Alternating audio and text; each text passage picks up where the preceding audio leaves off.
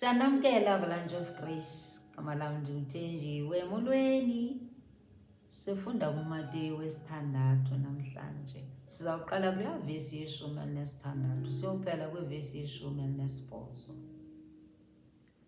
Xa sukuba nizila ukudla, maningabi njengabahananisi bona bamatshekileyo, kuba babenza bubi ubuso babo, ukuze babonakale ebantwini ukuba bazilile. Inene ndithi kuni bawufincile umvuzo wabo. UYesu uthi kuthi xa sukube sizila, masingafane nabahananisi, sifune wonke umuntu abone uba thina sizilile. Ifike siqumbile ubuso obu sebubambe, singavasi nobuso, singafaki izi-makeup ngoba sifuna wonke umuntu asibone uba sizile. UYesu uthi singenzi njalo. Ivesi 17 ithi, ke wena wakuzila, yithambise intloko yakho, ubuhlambe ubuso bakho, faka i-makeup yakho, ube ne-joy of the Lord, because the joy of the Lord is your strength. Noba uzila ukudla, kufuneka uloku unenjabulo, usoloko umbonga uYehova. Uthi umbonga uYehova umphefumulo wami, utsho unjani? Ulambile.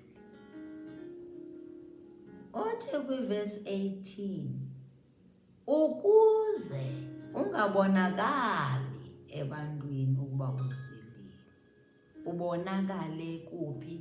Kuyihlo osemfihlekweni, bonakale kuYesu, yena ukubonayo uba uyazila. Kufuneka ube yiphakathi kwakho noYesu into yokuzila ukudla. Aze uyihlo obona emfihlekweni akubuyisele ekuhleni. Nayo engiyithanda kakhulu ile eyoba ikhona into ozayifumana ngokuthi uzile, i-reward ikhona. Okuhle uzawubuyiselwa, ikhona ezawubuyiselwa ozayifumana ukuzila. Ikhona ozayifumana ukuzila. Izibusiso amathamsanqa akhona ekuzileni.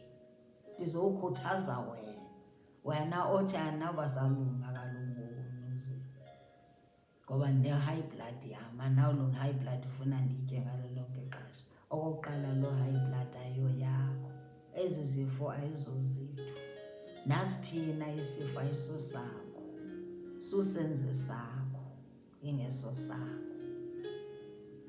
Xa sukube sizila sithi, Yesu, thatha nazi iingxaki zethu, thatha nazi izigulo zethu, sizibeke ezinyaweni zikaYesu zonke.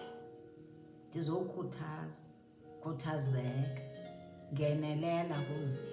Uyeke ukuthi njani nawubasalunga mna ukuzila kwakunini ndizile, andinabe ndizilambisa mna, ndiniyewe ngoku nayiloo nto yokuzila. Zila ukudla kakhulu, zila kanye. Le yona othi njena umzimba wakho uxela ukuthi awunawuyenza, yeyona ufuna uyenza, ngoba ngantoni? Ubawo wethu usezulwini uYesu Kristu ukujongile le oyenza emfihlekweni. Uyabona, uzawubuyisela ekuhleni, i-reward yeza, uzayibona ngamehlo. Khuthazeka kakhulu. Abanye bathi njena xa begqiba ukuzila kuba khona more problems, more attacks.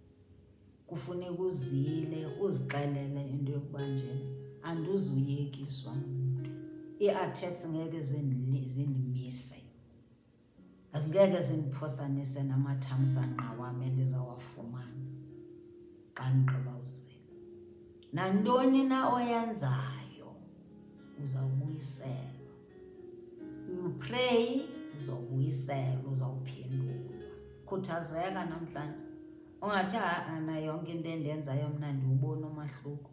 Uyihlo osemfihlekweni uza kubuyisela ekuhleni.